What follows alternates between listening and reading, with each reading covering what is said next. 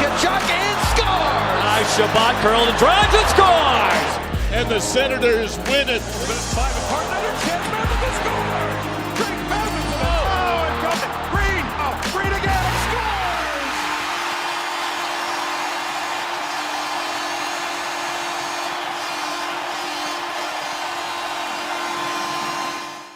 All right, everybody, we are joined here with the Sanders DJ, Alex Marchand. Alex, thank you so much for joining SENS Talk. Yeah, thanks, Brendan. Thanks for having me. Well, this has been a long time coming, so I'm really fired up to have you here before the season goes underway. We are recording this on October 5th. We're less than a week out, basically, now from the home opener, which I'll very, very lucky to announce I'll be attending. So I'm fired up for that. But, you know, Alex, you've been the SENS DJ for the last 16 years. You've seen a lot of different Ottawa Standard teams. You saw the 2007 run. You saw the 2015 crazy Hamburglar run where Ottawa won 22 out of their last 25, 26 games. And of course, you saw the run from a few years back in 2017 when we went to the conference finals. From all those experiences, what's the most memorable experience during those crazy runs? And of course, throughout your last 16 years as a Sanders DJ? Well, to be quite honest with you, the most entertaining season probably will always be 2007. Probably the most memorable. Yeah. Making it to the Stanley Cup final in just my it was my second year. One can get used to that, that kind of hockey and playing all the way till June. There's something special about a run like that because it brings the city together, it brings the fans together, it brings everyone together, and at the same time, it's kind of enjoyable to show up to the rink in shorts. I won't lie to you. February walks going through the cornfield and then next to the car park, whatever you call it, during February. There's nothing worse than that brutal February walk outside the CTC. I'll tell you that. Yeah. So let's just say walking up in June is much more enjoyable. And SENS Mile, man, SENS Mile during that 2007 run, you're not wrong. It really brought the community together, the whole town. I remember going everywhere. I was, I'm not the oldest guy, but I do remember it. Everyone was wearing red, all the SENS flags on every single car. It was an incredible experience. And unfortunately, 2017 wasn't as passionate as 2007, but here's hoping with this current core, we're going to get to that point again, because, man, that SENS Mile, that team up until, of course, that run 2007 was something special and really, like you said, brought this community together. So speaking of that, bringing this community together, for the first time in over basically 2 years now, SENS fans are going to have the luxury of going to SENS games again this year. It's been almost 600 days since the last time SENS fans have been to a regular season game at the Canadian Tire Center. So what should SENS fans expect this year for in-game experience when they come to the Canadian Tire Center to watch a game? Well, for my side, you're going to get the same as you've learned to enjoy for the last 16 years. Obviously, I've year to year I've adapted my style, and I've grown with the times, what's popular at the time, while also trying to respect the fan base and respect my management group, who obviously have an input into the music that's played as well. And that's the great part about what I do, is that it's diversifying your playlist. Like, it's not all about the same kind of music all the time. I do get some tweets and some comments once in a while that people saying it sounds the same constantly, but obviously people aren't listening very closely. So I think you're going to get yourself you're going to get that authentic SENS game day experience this year as fans come back. With that asterisk that we have to always remember that COVID is still a part of our lives, and even though everyone in the building will be fully vaccinated, you'll see certain things that as you've probably seen in TV shows and you've seen in other sporting events, that you'll notice that we're still keeping it very safe. People are still going to be wearing masks. People are going to be keeping their distances. It's very important for us to ensure that people come to the games, have fun, but do it in a safe and comfortable environment. Yeah, fair enough. And I think that's great. At the end of the day, we just all want to be safe. And that's great. Now, last year, you mentioned some tweets. That's why I kind of laughed at that before, because last year you became a fan favorite with SENS fans. you've been a great DJ over the years, but this really solidified your name in Sens history, with Sens fans anyways, because you really riled up the Leafs fan base last year during that COVID year. Without fans in the building, it's kind of weird. It's different. It's different. It's like you don't really have that in-person connection, but you made that possible with those obnoxious goal horn blasts, especially against Toronto and sometimes against Montreal. You got heckled quite a bit on Twitter. So firstly, what was it like to get all that online hate from those very, let's call them tedious Leaf fans who really went at you a lot? And did that ever encourage you to continue doing it throughout the year? What was that whole experience? Well, let's be honest. I probably pushed my luck a little bit too much sometimes, where at certain points, probably I was told to maybe ease up a little bit. And of course, granted, of course I did, push the envelope a little bit there. I was always made aware from our primary goal horn operator that many of the teams do find our horn very obnoxious, but no other team and no other fan base more than Toronto. So I was already going into it expecting to get some flack on Twitter. But I don't think I was quite prepared for some of the gems that I got, which obviously I take in no way personally or to heart. I honestly thought most were hilarious. And from another side, like you were saying, we had an entire season where fans were unable to come to the building. They felt disconnected from their team, only being able to see them through a screen, which was very difficult for a lot of fans who are so passionate about this team and who have to attend games in person. So I did my very best last year. I really made it a point to try to bring the fans along with me on my day-to-day, shooting a few videos, posting a few pictures, of behind the scenes and how we do things, and connecting the fans to something that is renowned as a celebration for Sens fans, which was the goal horn. And just to give it that little extra and to bring the fans in behind the curtain, I think really helped fans feel like they were actually part of the games, even though they couldn't be there. And that was great. It was a lot of fun last year. I really enjoyed it. Now that the fans are back, there's not as much of a need for me to do that. Plus, I've relinquished the goal horn back to its original operator. Who operates usually? It's one of our colleagues, Andrew. And so I'm back to my old spot. But I won't lie to you. The first few games this year, I accidentally kept putting my hand under the counter, thinking I had to use my finger to blow the goal horn. So that there was a little bit of emptiness inside me for those few games. Is blowing the goal horn, like just blasting that thing. Firstly, my friend Noah, who is also part of Sens Talk, loves the goal horn. I love the goal horn. Maybe we're a little biased, slightly. But we love the goal horn. Is it as fun as it looks, just to blast that goal horn after a big goal? Well, yeah, like contrary to what people think, it's actually just a light switch that's slightly spring-loaded resistant. So you actually get control on the horn do you can do different patterns while doing it. It's not just a preset pattern where you hit the button and it goes. So that's why every goal sounds a little different, because the operator is naturally pulling it to. So if you listen to the game against Montreal the other day where we scored 7, every goal sounded a little different, and that's only because the operator just controls the patterns. I may sound like a goal horn geek here, but the best way to do it for the Sens is when they do 4 blasts, 2, I think 1 or 2, and then 1 long one and then 1 last one.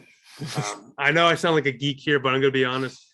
That goal horn fires me up. It's what I grew up with, right? So totally understand. For non-hockey fans, they probably find that a little weird. For diehard hockey fans like me, they're gonna understand what I'm saying.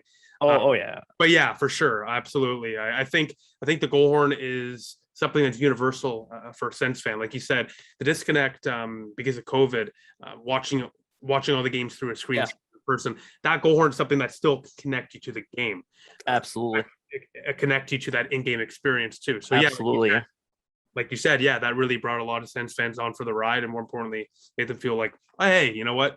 Firstly, the actual in-game experience is being tailored to us, and we have a little bit of connection on sort of impact on the game too, because clearly, Absolutely. the goal horn either. So Yeah, absolutely. I think, and that was very important. Like I said last year, is to connect with the fans in the most, let's be honest, the most COVID way possible.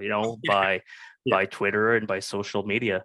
We couldn't be in the same room. We couldn't be in the same place at the same time. So what better way than to, bring people along on a little fun adventure, via social media to see the fun side of things behind the curtain. And that's what I tried to do. And I like you said, I think people reacted very positively to it. And it was, for me, it was a pleasure to do it. Well, us Sens fans on Twitter, as you know, Alex, are a rambunctious bunch. So, once again, the community appreciates it. We're not the biggest community. We're not like Montreal. We're not like Toronto.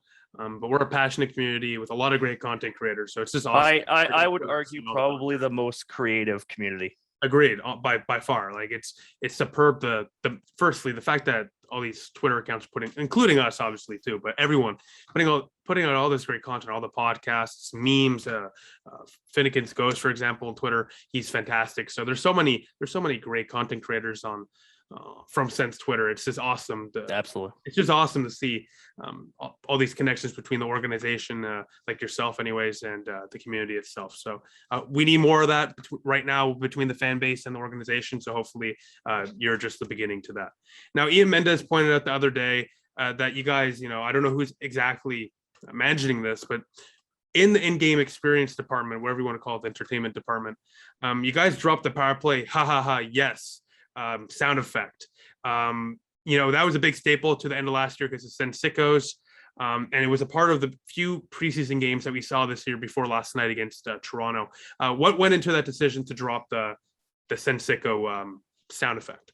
I think again, to speak to what happened last year, it was a way for amazing content creators and the fans to connect with the team. Yeah. For us, it was a lot of fun to add a little bit of extra spice to the game. So again, fans felt like they were connecting with the game live from their homes. So, but as we moved forward this year, we started the preseason utilizing it, because it was part of our routine to gauge it and to see how we felt about it. And I think in the end, I think it was just, pretty much agreed upon that at this point, we've I think it's passed. I think the best way of describing it, I think the sickos are still inside us, but I think that's where we're going to leave it for now. We're going to move back towards our in-game presentation model that we had prior, and we're going to make some new adjustments, may have a bit more fun, come up with some new and original ideas. But again, we're always going to be looking at the fans for inspiration, like it happened last year. The fans are such a key point of our organization. We've had some good times and, utilized, for example, Brian 5 or 6 a few years ago, where we made some videos with him. So Sens Twitter is constantly being utilized, in game, and we're trying to utilize it as much. But at the same time, we have to be respectful that we can't do everything, or else then we would start losing that original taste if basically everything we did in game was based off what we see on Twitter. Yeah, no, for sure. Because Twitter, it's very vocal, but it's not the majority. It's still no. There's still a lot of sections of the Sens fan base, but it's still a big portion of the fan base there. I did want to give a little bit of my piece, like if you're asking for like what Sens fans think, with Brian 5 or 6, stuff like that, to the in-game experience. I was looking at old Ottawa Senator clips, like in the late 90s, during those like Devil series when we upset the Devils in 98 or 97, whatever it was. I remember that obviously you were not operating the entertainment like board at the time. No, I was a fan like everyone else. Exactly, but maybe you remember this then. They used to have a sound effect saying from Dean Brown saying he shoots, he scores, he shoots, he scores. And then they would play Blur Sound 2 or Song 2, pardon me. Yeah. Something like that, something unique like that. Firstly, Dean Brown legend in the Sens lore, voice of the Senators for the whole history of the team, frankly. So can something like that potentially come back, or are you guys could explore cool avenues like that in the future? Yeah, we're always looking at things like that to bring in some fun elements to the game. Overall, ultimately the decision is made by our management group, and they bring it back down to me, and then we work it out to bring it in game. But at the same time, I think it's important to not always stick to the past. There's certain things I think for me as a fan and not as an employee, for me will constantly be important. For me, certain things need to remain. Like, for example, when I was growing up and going to the games before I even worked there, hearing Chunka followed by the SENS theme as the team comes on the ice for me at the start of the game is one of the most important things. Great. And I'm so happy that that's still there. And at the same time, and the power play chimes with the power play vocal sound effect, which Brendan, who does that voice? I don't know, actually. I can't believe I put me on the spot there. My apologies, Alex. Who does it? It's also Dean Brown. Really? I actually never realized that. Are you serious? Yeah, absolutely. And also, if you've heard some of the more recent games over the last few years, you'll hear sometimes a vocal clip going into overtime or shootout. That's also Dean Brown. So you guys are utilizing Dean Brown. Yeah. So we're always bring stuff in like that, and I think it's important to keep the power play chimes and power play sound effect there while changing up the songs here and there, so that fans have a connection to that. I've always been one to believe, that how to say this, people are drawn to things that they can associate with fond memories. For example, if you're a Disney World freak like me, you go back and you expect to have those memories of trips past, sights, sounds, smells, and you hope that they keep them. Obviously disappointed sometimes when some things change, but there's a lot of things that remain, and that's why geeks like me keep going back to Disney World constantly. But it's the same thing in sporting venues where fans grow up with a team and they remember sights, sounds, smells, and they associate them with that team and they bring back fond memories. I remember when I was younger and I would attend games in the 90s, early 2000s before I worked there. I remember sitting in the seats, and back then they had the sponsored blimps floating around the building, and I thought that was so cool until they got stuck in nets and stuff. But at the same time, those are things I remember from my youth when I attended the games. And yeah, it sucks when things like that you associate so positively to your experience go away. But they do still bring back fond memories. And I think that's the thing, is that we're always looking to find things that will create those next fond memories for the new fans, who are joining the fan base or growing up through the fan base now. So kids of, let's be honest, fans of the 92 Sens are now have now their own kids who are growing up with this organization. New generation. I have a 13-year-old now, right? I grew up with the Sens. I'm 38. I have a 13-year-old now, and she's growing up with the Sens, and she's going to make her own memories on the team going forward. So again, sights, sounds, smells that she'll feel when she goes to the rink, and that she'll remember going down. But it can't always be the same ones from the past. So what I'm trying to get to here is that we're always looking to improve. We're always looking to make things fun for the fans. Yeah. And we're always listening, we're always looking to have some good times. I'll say this, the Chunga Chunga, and then followed by the Sens anthem, that's got to stay for the rest of this franchise's history, because that is, I can really as a fan, I don't disagree with you. I can feel the building vibrating like right now, like just picturing it. Little things like that I appreciate. This is why I wanted to have you on, because like I said, it's been literally just under 600 days since I've been to a Sens game, if not longer. So yeah, like I think you're due. I cannot wait for October 14th. I'll tell you that much, Alex. Now, leading on to what I asked before, in the past, we've seen players have specific songs play after the goal horn when they score. Is that ever going to happen again? Because this new bunch of players, they seem to have personalities, and I'm sure they would love that. They do have great personalities. I won't lie to you. Over the last 2-3 years, I have never gotten so much feedback from the players Really, eh? than I did for the first 12, 13 years that I was with the organization. The players are more vocal about the kind of music they like, specifically warm up.